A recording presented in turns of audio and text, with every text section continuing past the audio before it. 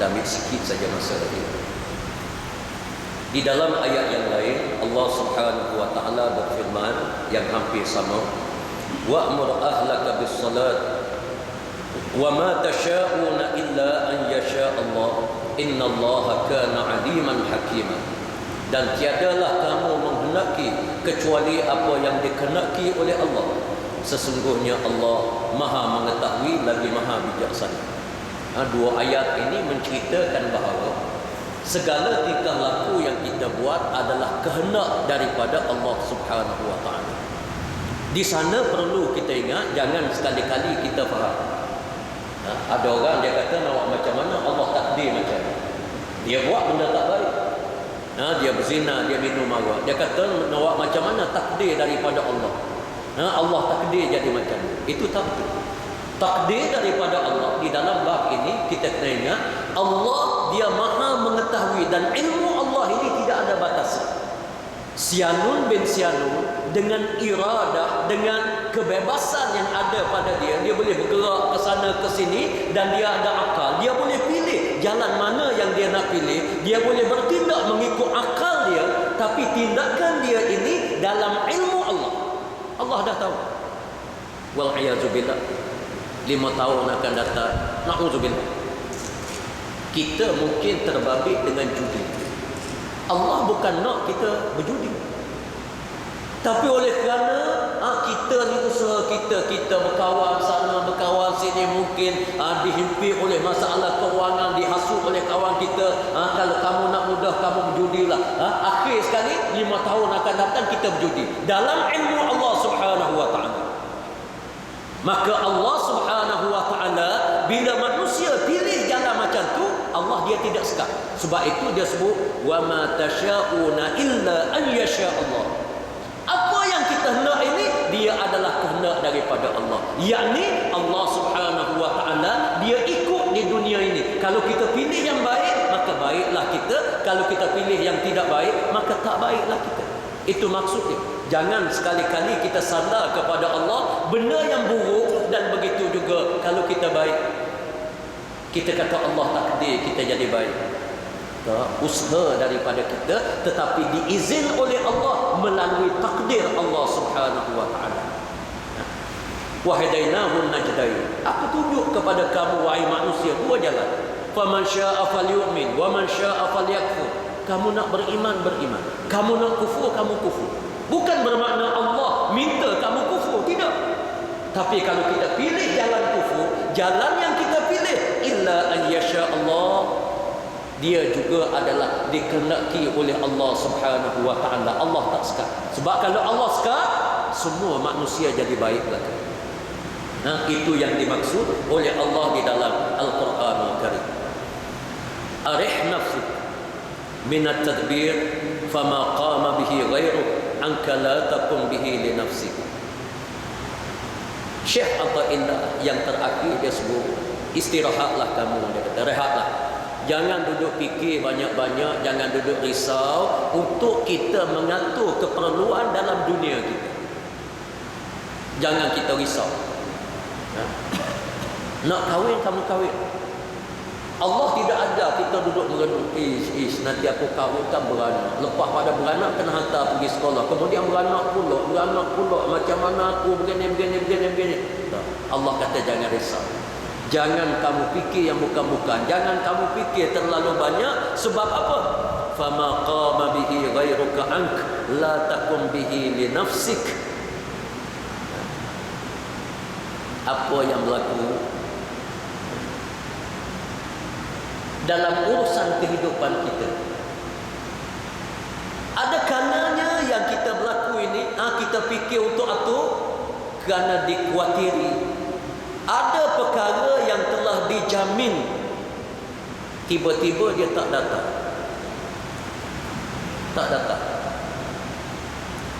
Lalu kita akan jadi putus asa dengan Allah Subhanahu wa taala. Maka Allah Subhanahu wa taala mengatakan iman kita, kepercayaan kita kepada Allah dapat diperhatikan. Kalau kita fikir, dia akan jadi kusut. Hidup kita ni kusut. Kita fikir hari ni macam mana kalau kita beranak, lepas pada ni kalau anak 10. Lepas pada tu mungkin 5 orang anak kita ni pula dia akan susah begini-begini, dia akan mari jumpa dengan kita sampai tua, mari nak menumpang kita begini. Macam mana? Tak. Allah kata jangan. Sebab apa? Arih nafsa, istirahat. Ini kelebihan dalam Islam, istirahat. Di sana ada peraturan daripada Allah Subhanahu wa taala. Allah menyusun atur yang kita tak faham, yang kita tak jangka. Sebab itu ada orang dia fikir punya fikir tak sampai, dia miskin begini-begini bila tak sampai. Tapi kita sedar-sedar rupa-rupanya dia boleh jadi kaya raya. Kaya raya. Ada orang kali kalau saya sebut nama tak apa, yang Pantai Baru untuk Syamsuddin, dia rapat dengan saya, kawan saya. Dia kata waktu dia fikir dulu, bukan saja dia fikir nak jadi kaya, dia fikir macam mana, dia kata dalam beg duit dia ni dia nak simpan RM50 dia. Bila pergi ke mana-mana buka ada RM50 dia. Dia tak nak beli, orang panggil kuat semangat. Untuk kuat semangat, kerja dia cuci kereta, basuh kereta. Kemudian lepas daripada tu dia dapat duit sikit, dia jual buah nanas, pikuk dengan kayu. Sekarang ni AP holder. Dulu cita-cita RM50 buat semangat, letak dalam. Sebab apa? Allah mengatur. Atur begitu di dalam kehidupan kita. Sebab itu Allah minta jangan kamu fikir yang bukan-bukan dalam kehidupan kita. Kita fikir kadar yang ada jangan terlalu jauh sangat. Sebab kadang-kadang dia jadi khayal begitu je kalau fikir sangat jauh. Kita fikir jangan jauh, tapi tindakan kita ini mesti padu. Bila bekerja bersungguh-sungguh, biar berdisiplin dan bekerja kita ini kerana Allah Subhanahu wa taala, maka Allah akan menetapkan kita ini duduk dalam ruang lingkup kejayaan. Kita boleh berjaya. Kita boleh menikmati nikmat yang dianugerah oleh Allah Subhanahu wa taala sangat banyak. Sebab itu Syekh Athaillah Sakandari ini dia sebut kepada kita perkara ini. Sebab apa? Sebab dia nak segala usaha yang kita buat ini biar betul-betul kerana Allah Subhanahu wa taala. Jangan untuk kejayaan. Kalau kita fikir untuk kejayaan, dia akan jadi kita fikir ni terlalu jauh. Kalau nampak kejayaan tak apa, takut tak nampak. Fikir jadi makin kusuk. Akhir sekali kita putus harapan dengan Allah. Fikir jangan jauh, tapi kerja kita mesti kuat. Sawabiqul himan. Benda yang mustahak, benda yang penting di hadapan kita, biar ada sawabiq. Macam kita berlumba. Perkataan diambil daripada perkataan sibak. Sibak ni berlumba. Berlumba untuk buat benda baik. Sibak, berlumba kuda. Sawabiq dia ambil. Biar kita macam berlumba. Untuk kebajikan macam berlumba. Untuk buat benda baik macam berlumba. Untuk beribadah kepada Allah macam berlumba kita buat. Tapi kita buat, kita tak tahu natijah. Maka perbuatan kita itu kerana Allah Subhanahu wa taala. Bila kita buat kerana Allah, kita akan dapat manfaat yang sangat banyak dengan Allah Subhanahu wa taala insya-Allah. Para hadirin hadirat, muslimin dan muslimat rahimakumullah. Kita berhenti setakat itu. Insya-Allah di bulan hadapan ini kita akan sambung kepada kata-kata hikmah yang kelima, iaitulah tanda manusia ini buta mata hati dengan Allah Subhanahu wa taala insya-Allah. Para hadirin hadirat muslimin dan muslimat rahimakumullah. Pada malam ini saya nak sebut, nak isytiharkan kutipan dana untuk kompleks dakwah Islamiah yang saya bina di Besut Terengganu untuk tujuan dakwah kepada masyarakat bukan Islam. Para hadirin sekalian, rentetan kisah dianya begini. Saya tulis tesis PhD saya. Tajuk dia kajian pendekatan dakwah kepada masyarakat Buddha, Hinayana dan Mahayana. Tesis ini baru siap, saya baru submit. Tunggu waiva. Tak betul lagi. InsyaAllah mudah-mudahan sebulan 2 bulan selesai. InsyaAllah.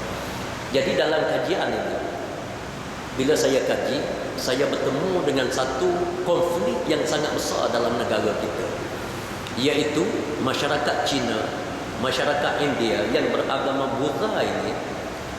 Mereka tinggal agama Buddha, mereka masuk Kristian,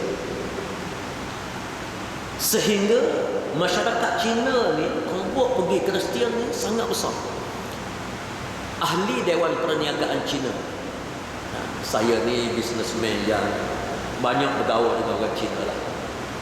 Dewan Perniagaan Cina ni, dialah yang menentukan orang Cina segala-gala. Parti politik ada ni pok-pok turut je. Belaka semua Dewan Perniagaan ini yang menentukan kamu sokong mana begini-begini. Separuh daripada jawatan kuasa Dewan Perniagaan Cina adalah Kristian. Separuh. Islam tak ada seorang.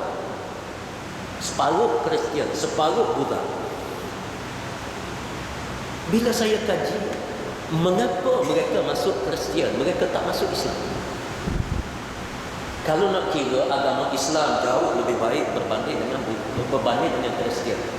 Di segi syumul dia, di segi lengkap dia, di segi sempurna dia, kesederhanaan dia, Islam jauh lebih baik berbanding dengan Kristian. Kristian tidak syumul, banyak benda tak dibincang pun. Kristian, Islam semua sekali, tapi tak masuk Islam, dia masuk Kristian. Saya pergi dengan mereka ini, saya temu ramah dan bagi orang soal sendiri, mengapa dia tak masuk Islam? Dia bagi dua jawapan yang utama kepada saya.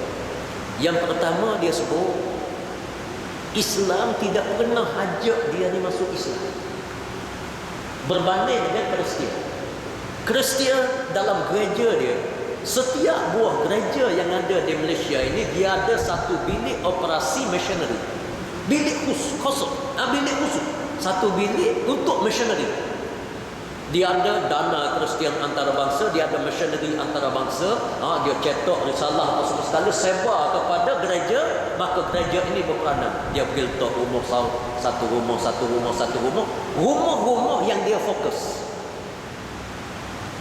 Dia buat majlis makan malam, orang mari makan, kemudian balik. Dia buat pula kali yang kedua, dia panggil orang Cina mari, kemudian dia pun bercakap, balik.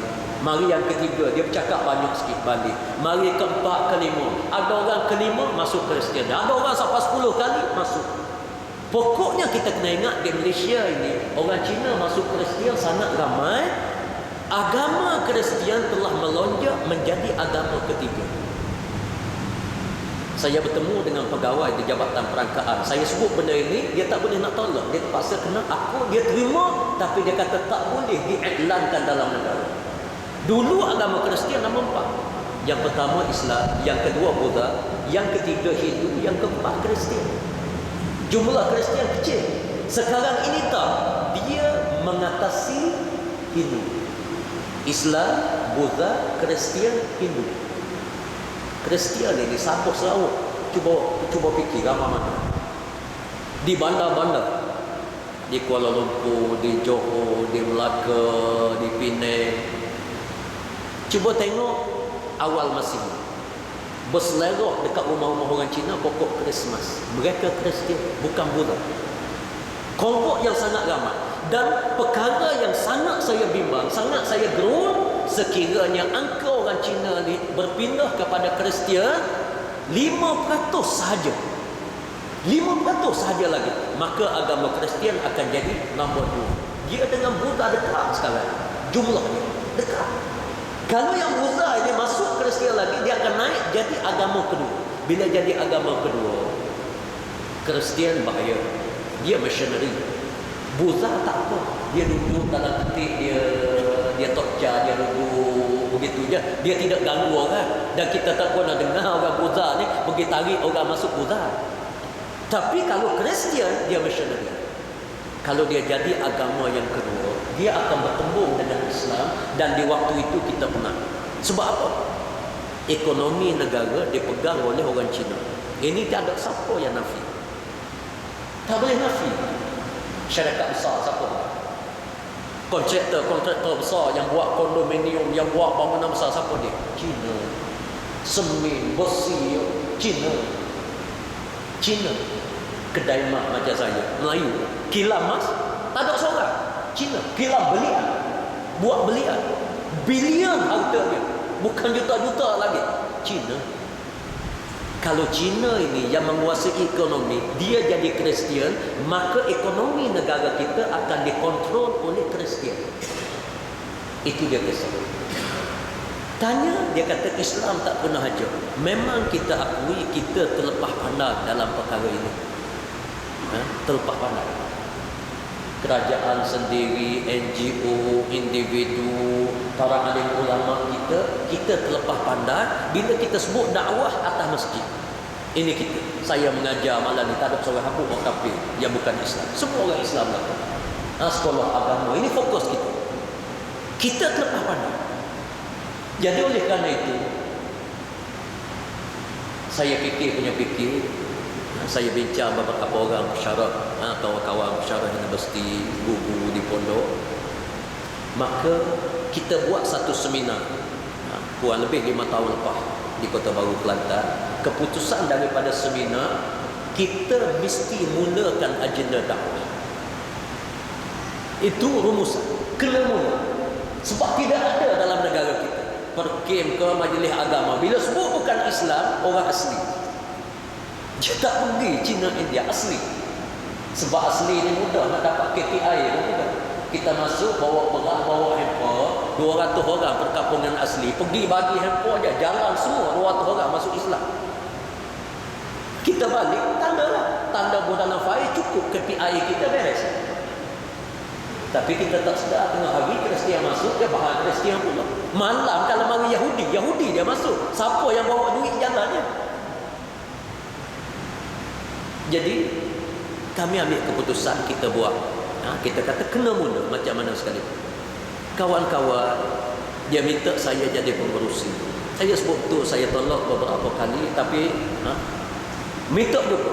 Akhir sekali saya pun fikir, kalau saya tak sanggup, siapa yang nak sanggup? Kebetulan ini bidang pengajian saya semua sekali. Maka saya sanggup.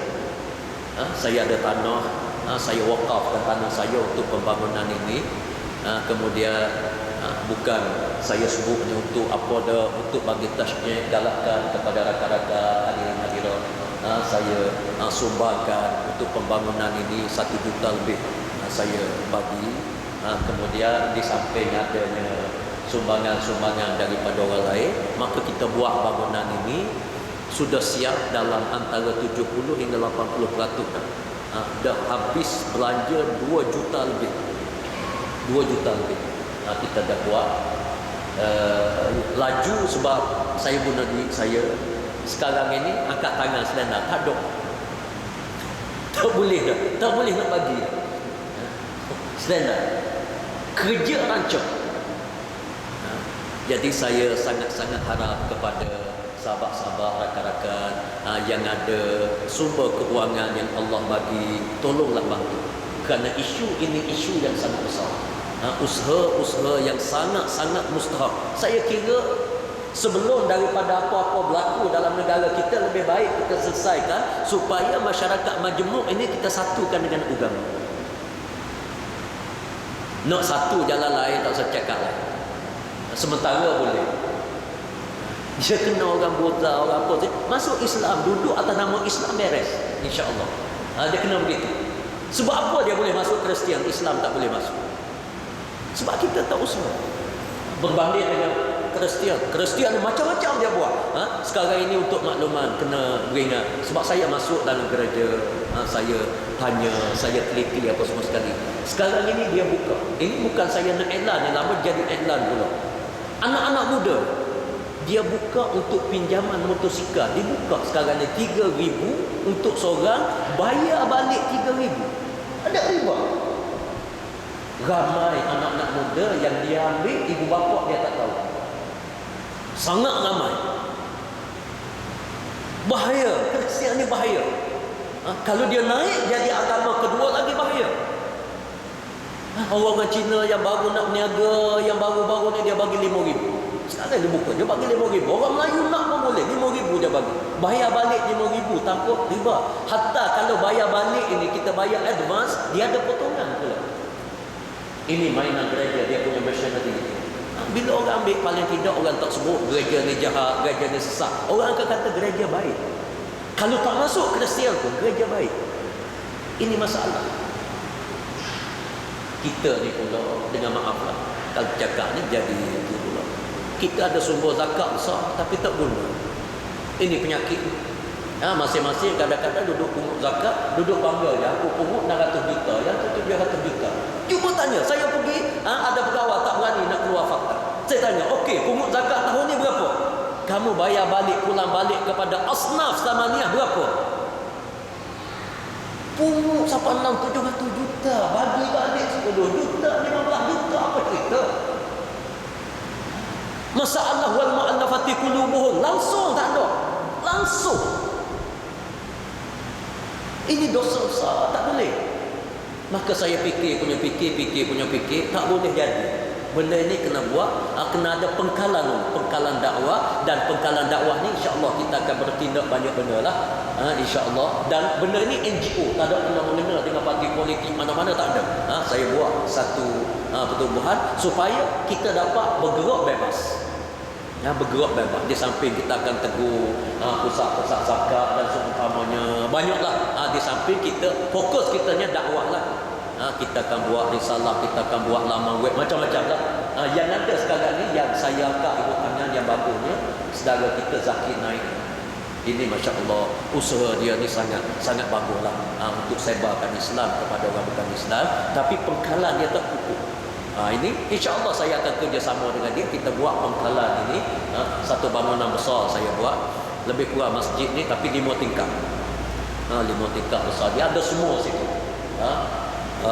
Dewan untuk operasi dakwah, apa semua sekali, tempat percetakan, apa semua sekali akan ada. Cuma sekarang ini baru 30%, kita perlu kurang lebih 1 juta lebih lagi. Kita dah belanjakan 2 juta lebih. Bangunan ini insya-Allah 3,5 juta saya jangka boleh guna. JKA kata paling kurang nak, tapi oleh kerana saya buat sendiri, besi saya order sendiri, pekerja saya cari yang semua sekali, di samping ada gotong royong daripada orang kampung, insya-Allah 3,5 juta boleh guna sempurna, komplit insya-Allah. Jadi bangunan ini naik, dan saya rasa dah ada orang sini pergi khususnya waktu pilihan raya kecil di Kuala Lumpur, ramai orang Kuala Lumpur ni pergi tengok. Alhamdulillah, saya sangat berbanggalah. Pergi tengok semua terkejut lah. Dia kata, ingat kau ustaz buat kecil-kecil. Dia kata, pergi tengok memang besar lah, besar, cantik, insya-Allah comel. Jadi malam ini sekali lagi ustaz, yang pertamanya nak baca petik pandana, sesiapa yang nak sumbang, nak keluarkan zakat, insya-Allah sangat mulia kita bagi zakat. Dia masuk wal mu'allafati qulubuhum, dia masuk wa fi sabilillah, dan dalam waktu yang sama dia jadi sedekahun jariyah. Ini besar, kerja yang sangat besar. Dan saya minta kepada rakan-rakan, kalau ada kenalan-kenalan yang ada sumber keuangan yang lengkap, tolong cerita kepada dia, tolong bagi tahu kepada dia. Dan seboleh-bolehnya kalau ada orang nak menyumbang agak banyak, pergi tengok. Itu baru-baru ni pergi tengok semua sekali, barulah ni. Dan ada beberapa orang daripada KL ini, mutaaki ini, dia pergi tengok, masya-Allah, jazakumullah khairan. Pergi tengok tu baru dia nampak apa benda operasi yang bakal kita akan buat. Jadi benda ini tidak wujud dalam negara kita. Kristian berlamuk, hampir semua gereja semua ada bilik operasi. Dan insya-Allah saya akan bekerjasama dengan masjid-masjid untuk maklumat satu masa, masjid maknanya sebaran kita, apa benda kita akan pergi masjid. AJK ni insya-Allah dia boleh kerja orang panggil sukarela, tolong sampai risalah apa sampai kepada orang bukan Islam, biar minda dia terbuka. Di samping kita akan tembok dengan IT lah, kita akan sebarkan ajaran Islam. Dia ada metodologi dia ada cara dia lah untuk orang bukan Islam. Jadi kerja ni kerja yang perlu kita bantulah, tolonglah bantu semua sekali, kerana kami pun jadi butuh juga. Nak fikir yang tu lagi, nak fikir keuangan lagi, nak fikir apa, jadi besar. Jadi jazakumullah khairan jazak. Lepas daripada solat, insya-Allah boleh letaklah di tengah ruang sembahyang ini, dan muslimat perlu hampa sejadah, insya-Allah lepas daripada solat. jaga. Kita sama-sama menyumbang untuk dana komplek dakwah Islamiah di Besut Tenggara. Pak dia di Besut, tapi operasi kita insya-Allah seluruh negara kita akan operasi. Buat di Besut kerana rumah saya di Besut. Dan sebab benda ni kena jaga. Saya buat depan rumah saya. 3 ekar, tanah 3 ekar saya wakafkan. Saya buat depan rumah, mudah untuk kontrol, mudah untuk jaga. Jadi itulah sekadar itu yang dapat disampaikan. Aku qauli hadza wa astaghfirullah li wa lakum. Wassalamualaikum warahmatullahi wabarakatuh.